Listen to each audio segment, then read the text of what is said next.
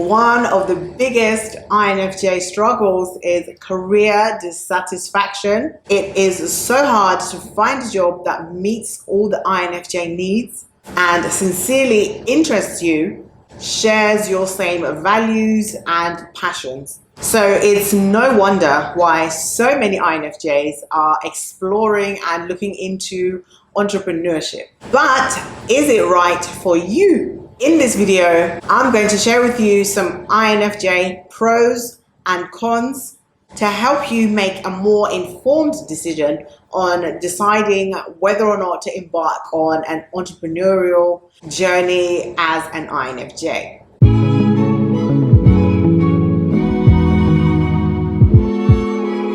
Hey guys, welcome back to my channel. My name is Shamiso Miranda, and this channel is all things INFJ, personal growth and lifestyle design. Stay tuned for some tips, tricks, hacks and tools on overcoming adversity to fulfill your potential and become the best you. And if you'd like to learn how you could use life's adversities to your advantage, do consider subscribing to my channel and hit the bell icon next to it.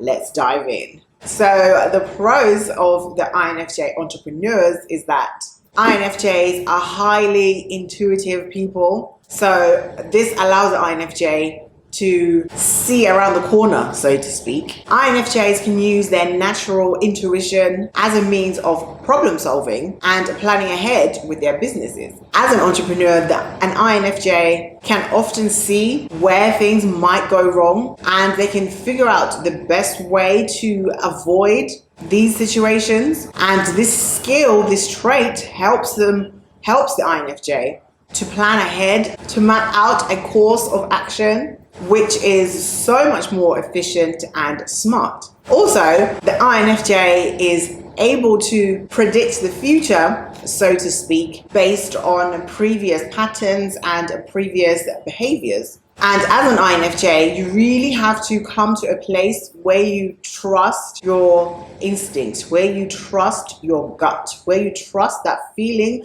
that just tells you that something is not right, or this thing is actually like this, or this thing is going to be like that. You have to come to a place where you trust and believe in these little voices and these little nudges that tell you when something may not be as it appears. Once an INFJ masters this skill of listening to their intuition and planning ahead based on their hunches and based on previous experiences and previous patterns, this will help the INFJ to formulate a plan in going forward that is foolproof, that will take the INFJ entrepreneur to the next level of their business venture. INFJs are good at connecting with people and understanding their needs, which is truly a helpful tool in any business situation. Knowing the needs of your customers or the people that you're trying to network with can really help the INFJ to excel within their business.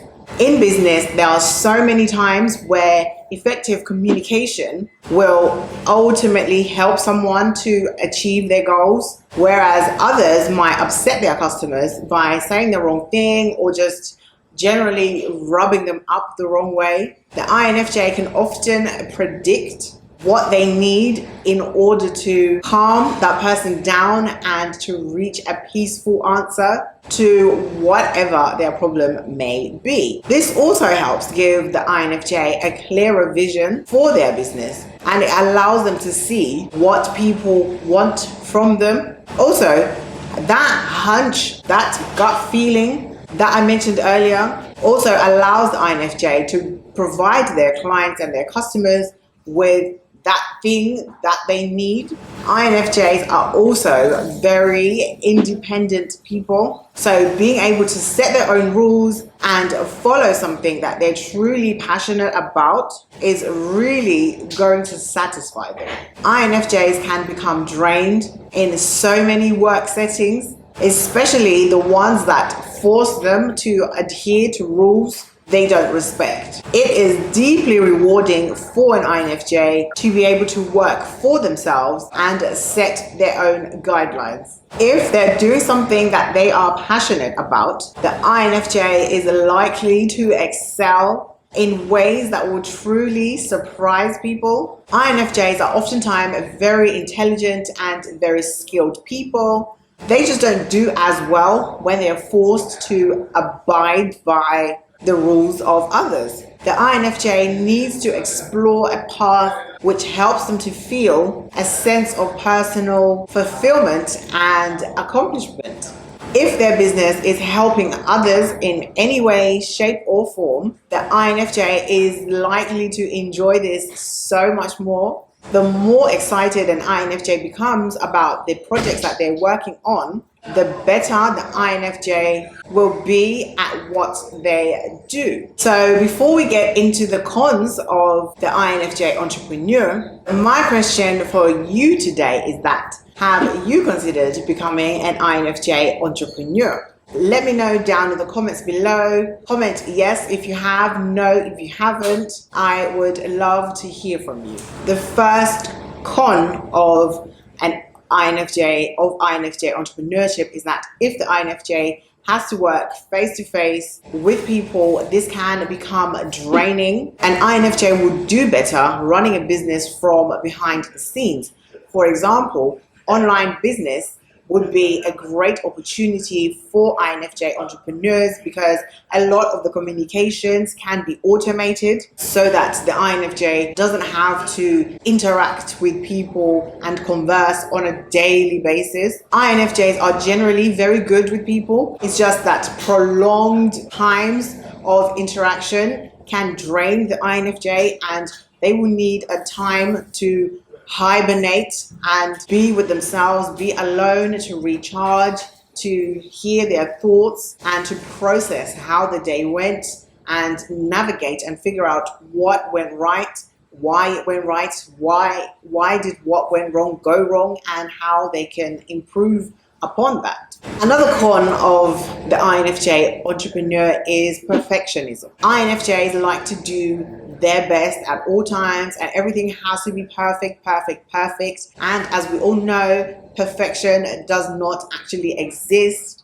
So this is something that an INFJ entrepreneur would struggle with, because you could essentially be losing a lot of time and money trying to ensure that everything is perfect, whereas other personality types will just put out whatever it is that they have and learn from their mistakes as they go along. And INFJ would aim to get it perfect the first time around. And if the project or the product was not perfect, this may weigh down on the INFJ. They may start to feel like they're not good enough, or they will be hard on themselves. And if you were to be in that situation, you just have to take a step back for a moment and remind yourself that the failure and you are two different things. You have to separate yourself as a person from the failed product or the failed business, and then you have to analyze, why did what went wrong go wrong, and what did what went right go right, and learn from those lessons. If you're going to fail, I like the saying, fail fast.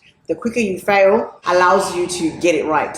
If you fail today and you learn from your mistakes, and tomorrow you take those mistakes with you in your next venture, you're going to get it right. And if you make a new mistake and learn from that new mistake and take the lessons learned from your old mistake and add it to that situation, is only going to make you better and allow you to build a stronger brand, a stronger business, something a lot more sustainable. So INFJs, do not be afraid of failure. Failure is essentially a learning curve. Another con for the INFJ is if they were to choose an entrepreneurship business based on the money that they could make, on the profits that they could create, business being something that doesn't match up to the INFJ's values and their morals, this can quickly become a con because profits is not enough to sustain an INFJ. INFJs have to be doing something meaningful, something that is impacting the community, something that is helping other people and impacting their lives in a positive light. This is how an INFJ can thrive within their entrepreneurship ventures. If you still don't know what your personality type is and you'd like to embark on your entrepreneurship journey, I do have a free download in the description with an MBTI personality type indicator.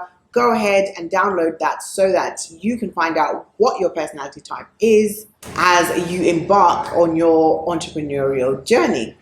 Now go and watch this playlist for more on all things INFJ, and I'll see you in my next one as we continue our journey towards a more wholesome, healthier, and more meaningful lifestyle.